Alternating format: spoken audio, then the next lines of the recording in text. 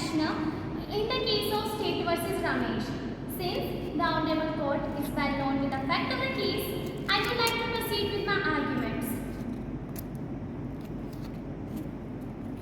Much obliged. Firstly, I would like to raise the issues that has evolved in the case. The first issue that has evolved in the case is whether the accused is liable under section 307 of IPC, which says about attempt to murder. The second issue I would like to raise is whether the accused is liable under section 498A of IPC. And the third issue I would like to raise is whether the accused is liable under section 376 of IPC. I will be dealing with first issue and my co-counsel will be dealing with second and third issue. Now, counsel seek permission to argue.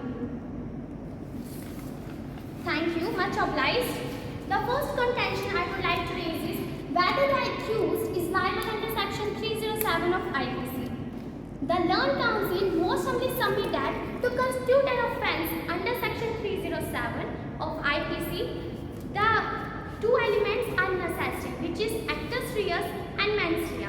Actus reus, that the accused has done something in point of law which mark the commission of offence, and the second is mens rea, that the accused in the taking step he was inspired by the intention to commit such offence. And the fact of the case totally proves that the accused had hit it with a statue of stone to the head of the victim, and thus the actus rea on the part of the accused is totally proved. Now, after marriage, the accused started showing his real colors, his greedy nature, and started demanding for money, property, and one blow from the victim and victim's father. But when the victim totally denied to fulfill his unlawful demands, then the feeling of hatred came into the mind of accused, and he started abusing her and beating her regularly.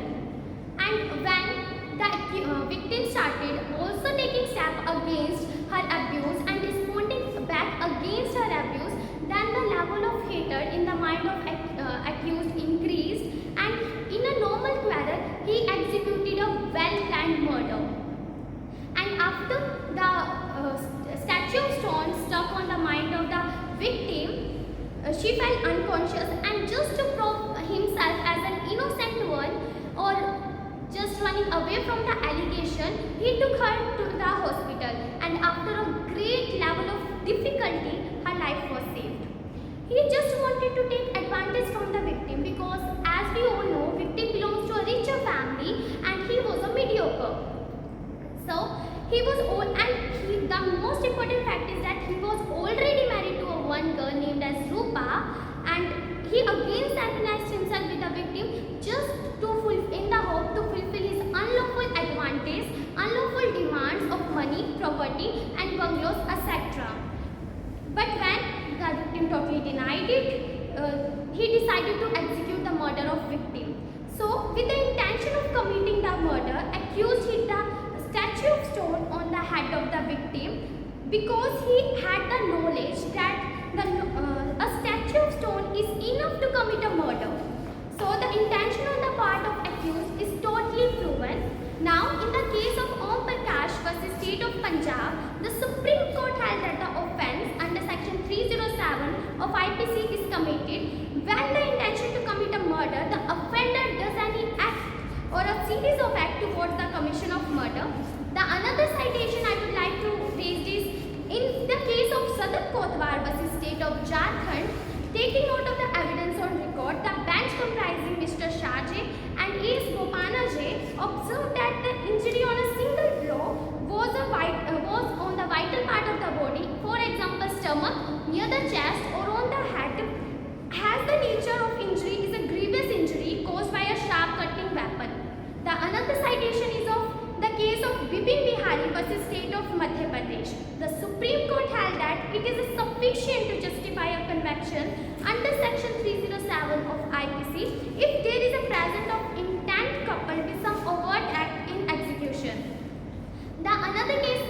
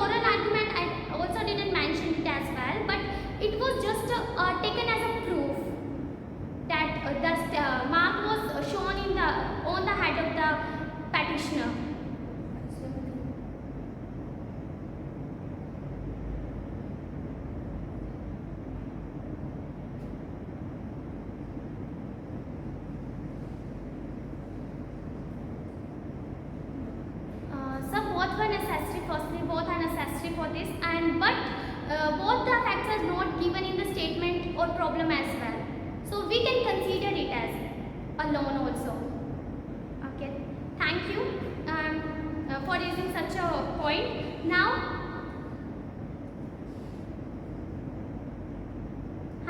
yes sir.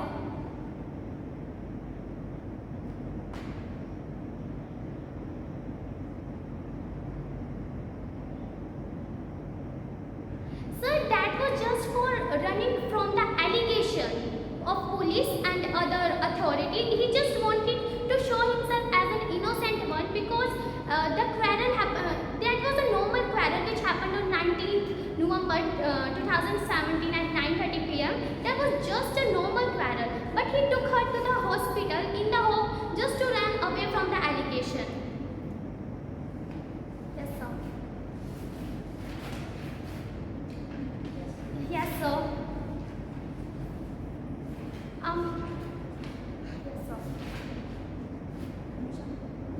Okay, sir. Now, I would like to present another citation as well. Mahesh Balmiki vs. State of Madhya Pradesh. The court held that the three elements are initial to commit an offence under section 307 of IPC. That is injury caused, deadly weapon, and vital part of the body. And in the present case, all the three factors are completely fulfilled. Now, another citation I would like to represent is the Queen Imperialism versus Ulsha, administrating Dhatura to three members of her family by the accused, but none of them dying, would make her guilty under this section because in any case she must be presumed to know the serious consequences of her act. And another case I would like to represent is Nani Bhau versus Imperialism, that there was a quarrel between the accused and her sister-in-law, in course of which the accused, in a fit of rage and anger, got hold her sister-in-law's child and flung it into an adjoining pond, and also wished that the child that would be raised as a curse. But the child was saved soon thereafter by the bystander. The accused was held guilty to the attempt of the murder. In this case, we can say that the sudden provocation can't be used as an excuse. Now, therefore, it is very clear from the above contention that the accused have a very strong intention to murder the victim, have a clear motive to murder the victim, and had full knowledge about that a statue of stone is enough to kill her. Now, for further addressing second and third issue, I would like to seek permission to call the second counsel. Thank you.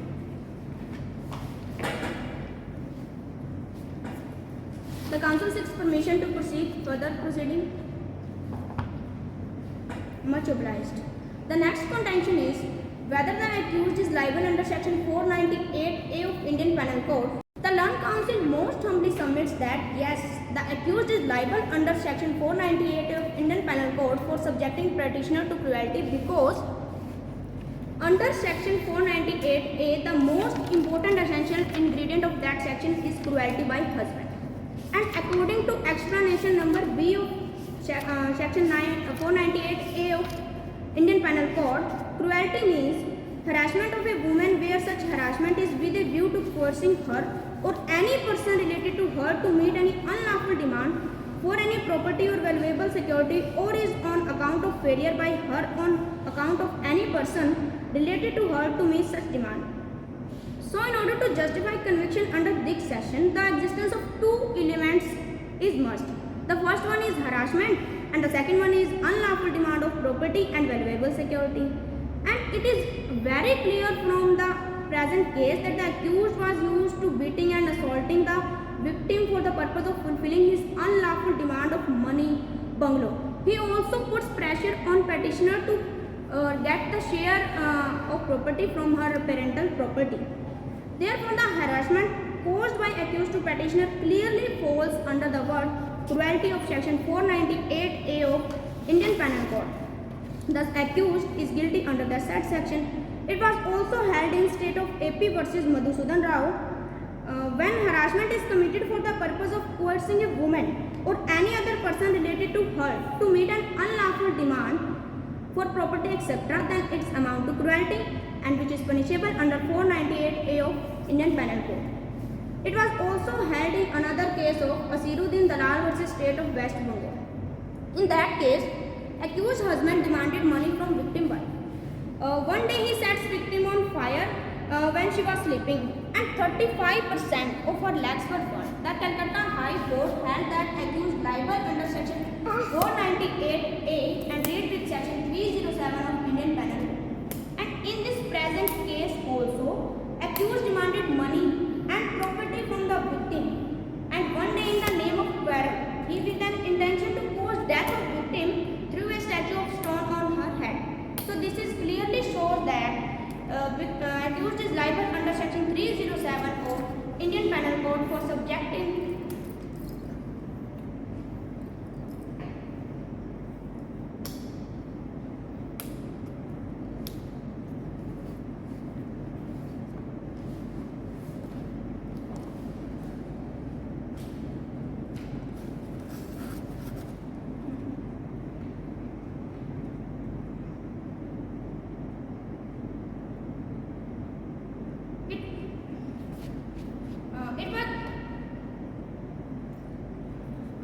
it was just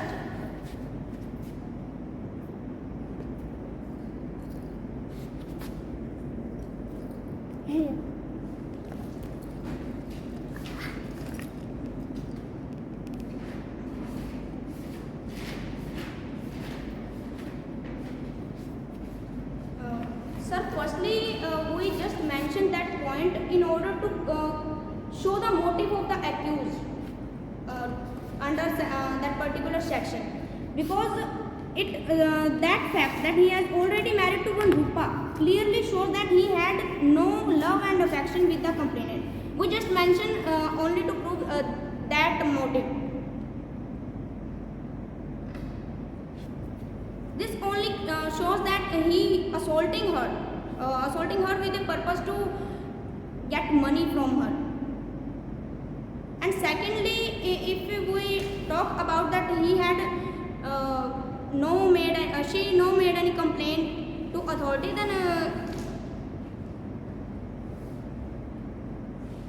it is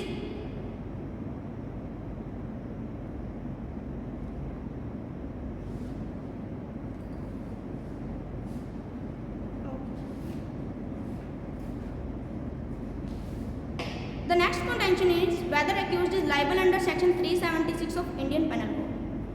The council most humbly requests the court to make alteration in the charges and the accused be charged under section 376 of Indian Penal Code, because accused concealed the fact of his first marriage and ignorant of this fact, victim consented to cohabit with accused, believe herself to be lawfully married. So the consent of victim for cohabitation obtained by accused is a consent obtained by fraud, and it is a general principle of law that the consent if obtained by fraud, that is considered as no consent. It is also mentioned in clause 4 of section 375 of Indian Penal Code that a man is said to commit rape who has sexual intercourse with a woman with her consent when man knows that he is not her husband, and that her consent is given because she believes that he is another man to whom she is or believe herself to be lawfully married. And in the present case also, accused concealed the fact from the victim that he is already married to one Rupa in 2003. Ignorant of this fact, victim consented to cohabit with accused. Therefore, the accused is guilty under this section because consent given by victim under belief that accused is her husband is no consent. It was also held in Bhupender Singh versus Union Territory of Chandigarh that in that case, complainant Manjeet Kaur and the accused Bhupender married in Gurdwara after exchanging garlands before Holy Granth Sahib in 1990. Thereafter, complainant started cohabiting with accused.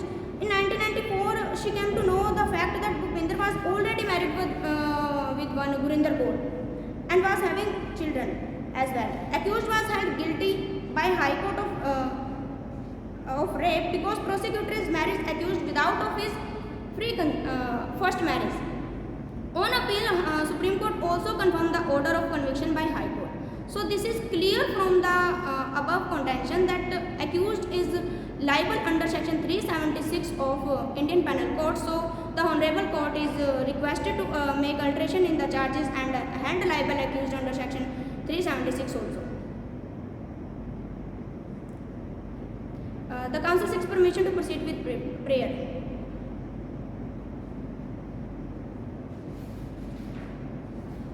Much obliged.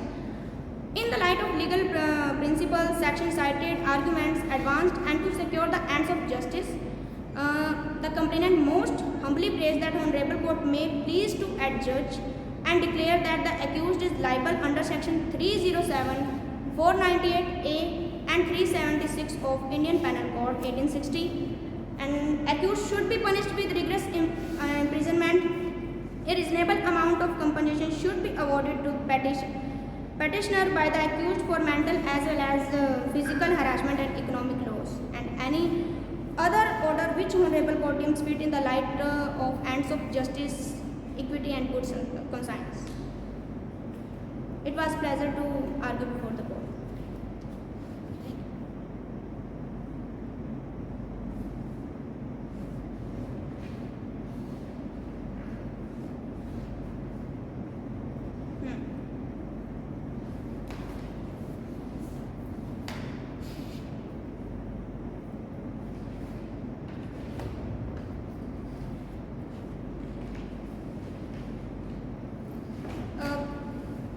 If second marriage is void ab initio because during the lifetime of first wife,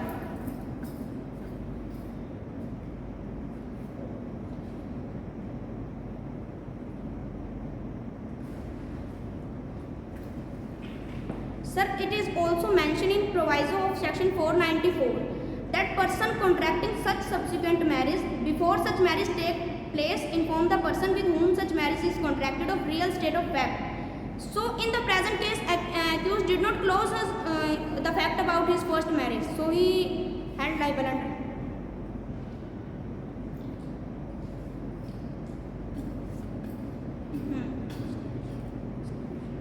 When the sorry sir.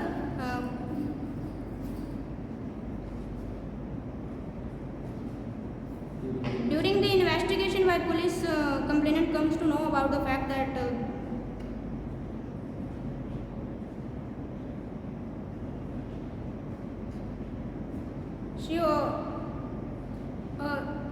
she didn't, because section 376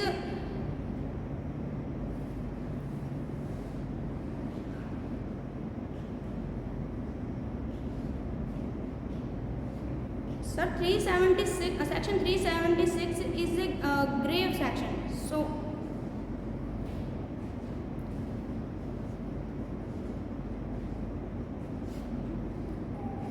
it is a presumption that they have cohabit each other 2 years of marriage from, as we can see in the mood problem.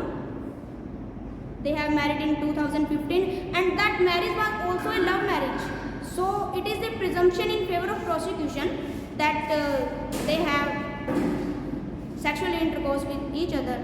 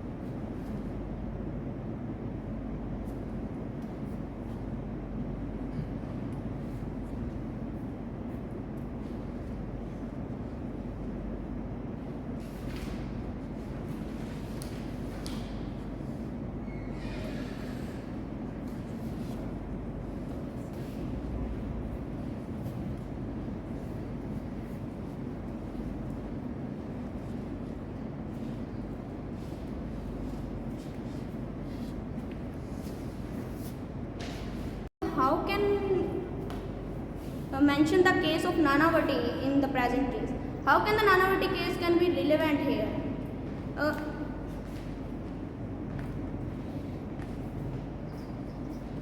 Sir, how can throwing a shoe can be put on similar footing with showing a loaded pistol to prove provocation claim? And how can throwing a shoe is become a such of grave nature then which give an authority to accused to struck the head on head of petitioner. Secondly, it is clear from the case that accused has knowledge of the fact that if he used that the statue of stone is enough to cause the death of any person. And it was also held in a case that presumption of knowledge, Queen Emperor versus Tulsa.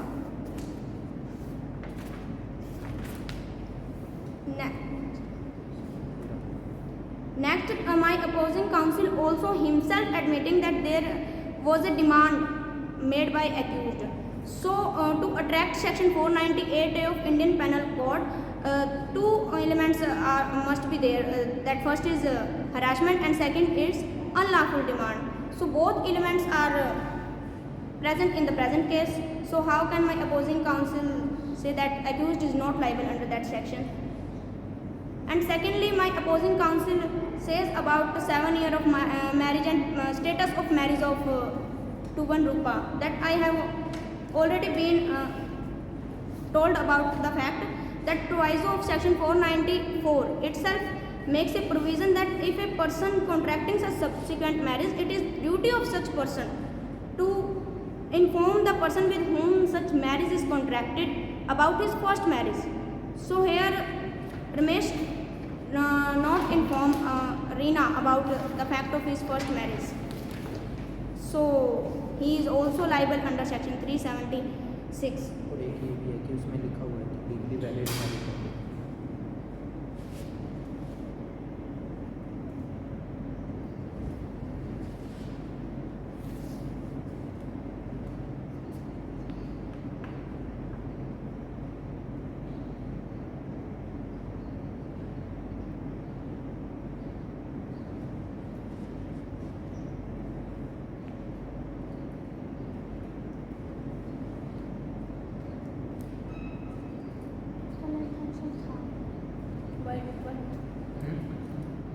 Vital वाला case कौन सा है? Vital part वाला vital part वाला उसमें है vital part दिखा, vital वाला केस दिखा। सदाकत कोतवाल versus state of Jharkhand Single blow ही है ना सर? मेंशन है कि ग्रीवियस जो हेड हो गया, स्टमक हो गया, नीड चेस्ट हो गया, ये ग्रीवियस हर्ट के लिए होता है, इंजरी दिखता है। सिंगल ब्लो केस में है सदाकत कोतवाल वर्सेस स्टेट। वाइटल पार्ट पे सिंगल ब्लो ही एनफ है इस सेक्शन के अंदर। और इस केस के अंदर भी यही इस बताया केस गया में ये सदाकत कोतवाल वर्सेस स्टेट। दोनों कोड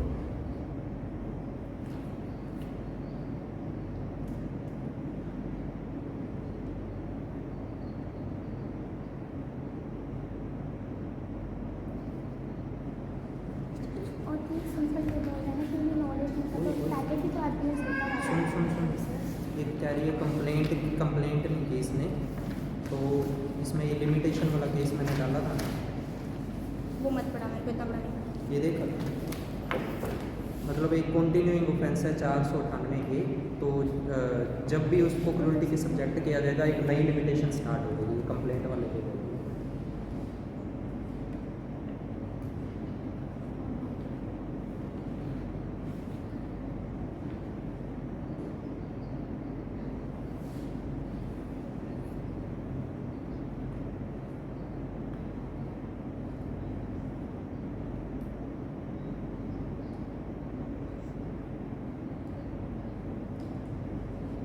क्या बोला उन्होंने? कहा है they have told that they had the accused had mention no that they knowledge. Are mention that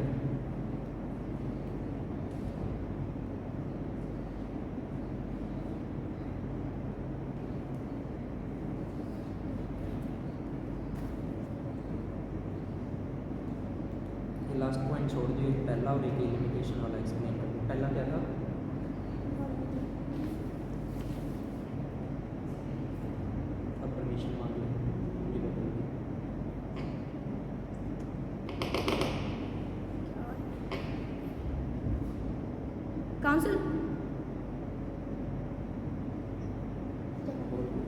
Council seeks permission for sir rebuttal.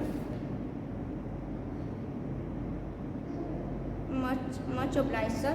Firstly, my opposing counsel mentioned that accused had no knowledge about the result of his act, but it was mentioned in Sadakat Kotwal versus State of Jharkhand that if an injury is on vital part of victim, that is enough to attract section 307 of Indian Penal Code, and brain is also a vital part of body, so accused can be held liable under this section. Secondly, my opposing counsel mentioned that why she don't make any complaint to authorities. So it is also held in Anun Vyas versus Anita Vyas that offense of offense in section 498A is a continuing offense, and on each occasion on which a woman was subjected to cruelty, she would have a new starting point of limitation. So there is no need of making any complaints, and there is maybe a reason of love and affection, and women in our society have some fear to go to the courts, so it may that reason, so she didn't make any complaint. But it doesn't mean that the accused is not liable under section 498A, because there exist two elements.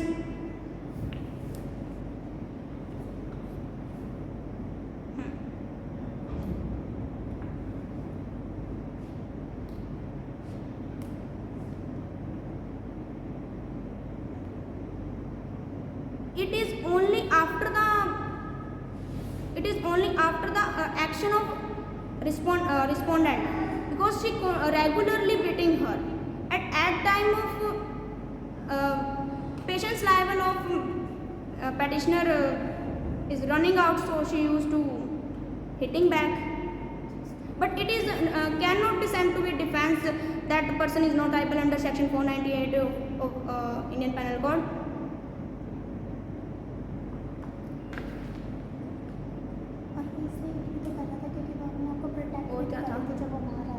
बस यही था।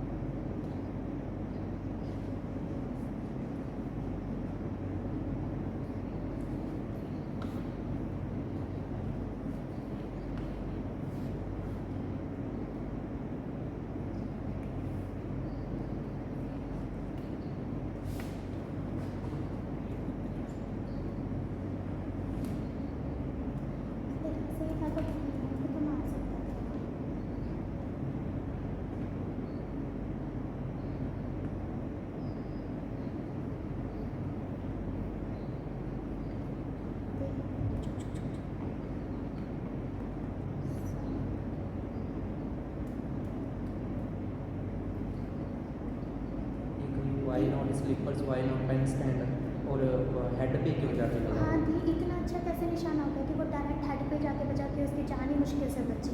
English में बताओ, भैया को बोलो।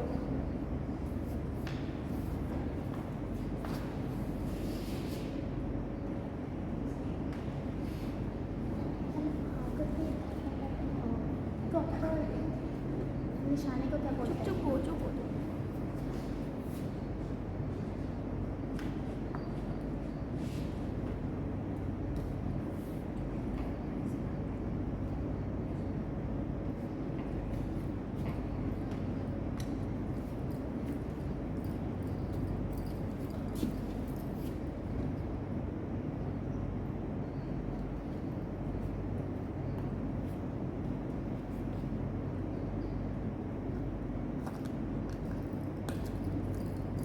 Mode preposition निकाल के दियो।